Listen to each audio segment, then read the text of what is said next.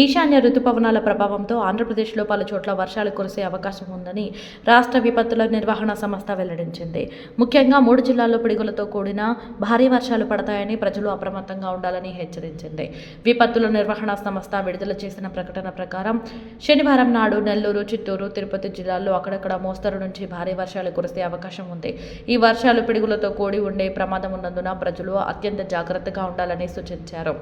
వర్షం పడుతున్న సమయంలో చెట్లు, భారీ హోర్డింగ్లు, విద్యుత్ స్తంభాల కింద నిలబడటం సురక్షితం కాదని స్పష్టం చేశారు.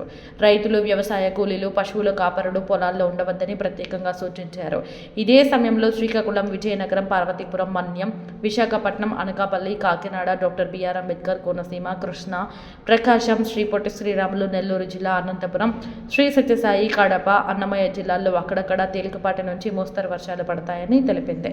ఈ ప్రాంతాల్లో కూడా పిడుగులు పడే అవకాశం ఉందని పేర్కొంది.